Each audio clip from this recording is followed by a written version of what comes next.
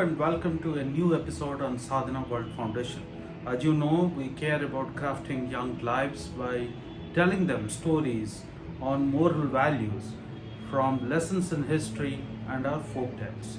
In the past episodes, we have talked about discipline, working hard, politeness, kindness, and so on. Today, we are going to talk about a story, not one story, two stories from our folk tales on the topic of firmness. So, what's firmness? It's about staying resolute, staying steady, staying focused on the goal. A management thinker said strategy is done one day, 2 days in a year. However, execution takes place the remaining 364 days of the year. Essentially, what that person is trying to communicate is that you decide a particular course and you stay that course. You take a pause after a long time and reflect how far you have come, whether this course is serving you well or not, and then take a decision what changes need to be made on that course. But as you are running the course, you do not think whether the course is good or not. That's the sense of firmness in my mind.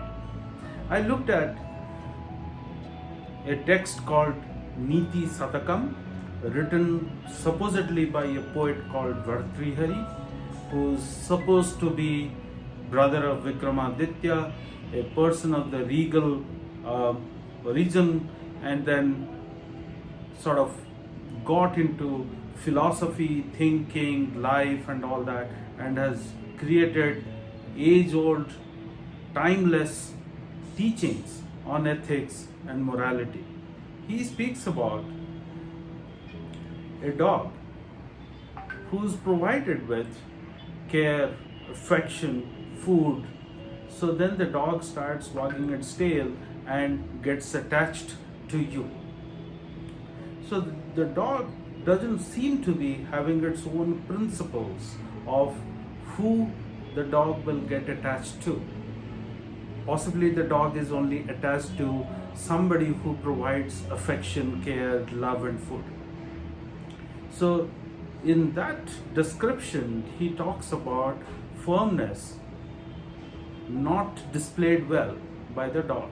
If a human being wants to become like the behavior of the dog here, then you are not firm, you are not likely to succeed. Let me describe the stories now. The first story, you would have heard this, but let me recount it, let me re-describe. There was a donkey, a young boy, and an old man. Three of them went from a village to the nearby town for some shopping. It's a long way that they went together. The donkey is taken because they will shop number of things and the donkey has to carry it back home.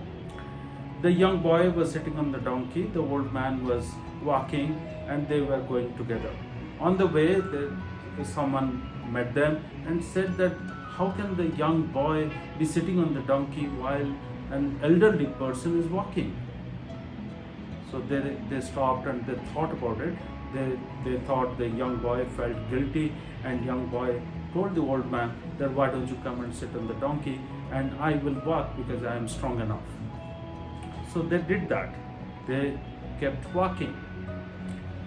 Again they met another person, and that person told them that hey, how the young boy is walking on the road and the old man is enjoying the ride on the donkey.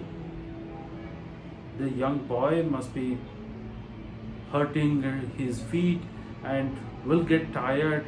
How rude it is to the young boy. So the old man started thinking, oh yeah, that's the point. So how can I be sitting on the donkey while the boy is walking? So he came down and thought that he should not be hurting the donkey. So all three of them were walking together.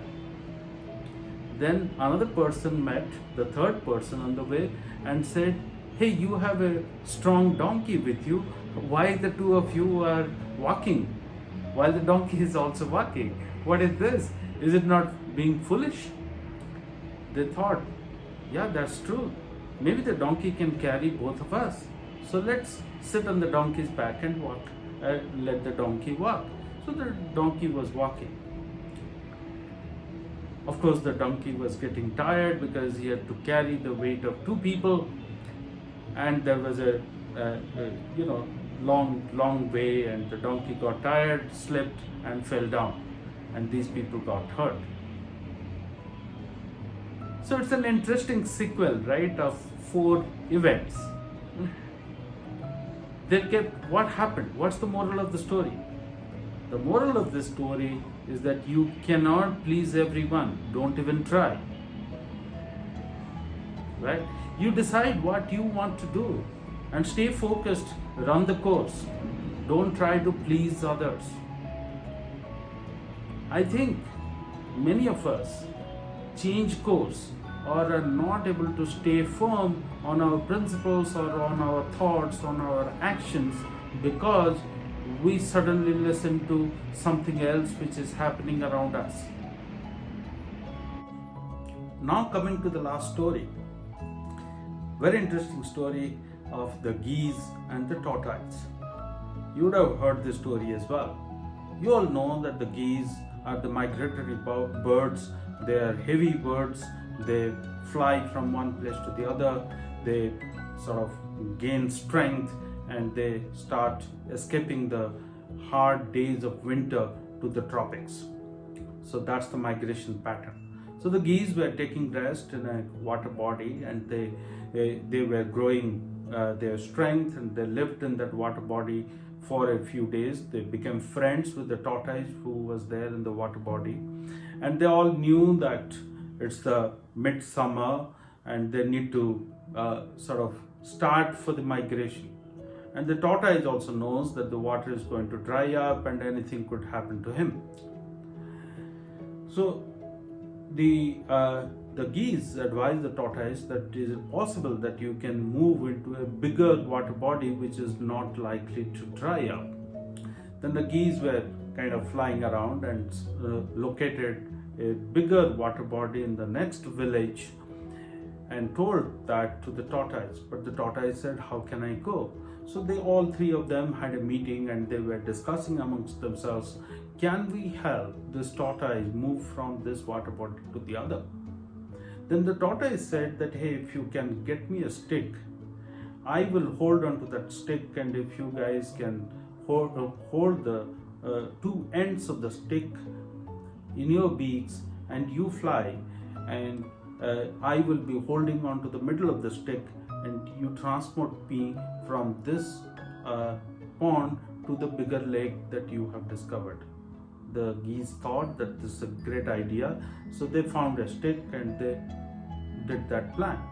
Before they went on that journey, the geese told the tortoise, "Hey, you remember that you should not open your mouth on the way." The tortoise said, "Of course, I understand this. It's my life. If I open my mouth on the way, I may fall down and I may die." So it sounded like a great plan, and they started. So the geese are heavy birds, and they were flying very fast as they normally do, but they fly not at a very great height. So it was visible to the villagers and the boys who were playing on the road. They were all amazed to see such a thing which they have never seen in their lives. So the children were shouting, saying that, "Wow, such a great idea, how amazing is this, and how this tortoise can be so cruel to the geese," and so on and so forth. Various people were giving various ideas, opinions. The tortoise suddenly got very excited about it, got distracted from his promise, and he opened his mouth, started shouting at those boys, saying that, "Hey, you mind your own business, I am trying to save my life." This is what he wanted to say, but the moment he opened his mouth, he fell down and died. So what's the moral of this story? They all had a plan that the tortoise won't open the mouth. Even the beaks also were not supposed to open their mouths. The beaks stuck to their plan, or the geese stuck to their plans, while the tortoise did not stick to its plan, and it died. So the lesson here for us from the first story as well as the second story, that we can see that it's very critical to stay firm. What can we do to stay firm? The distractions on the way is the comments, reactions from other people. We should not be getting worried about what's happening around us. We need to plan, we need to decide, we need to stay the course and pause after a while. Reflect and take stock and decide what changes I need to do. I hope you like this story today and enjoy this conversation. I look forward to our future conversations. Thank you very much.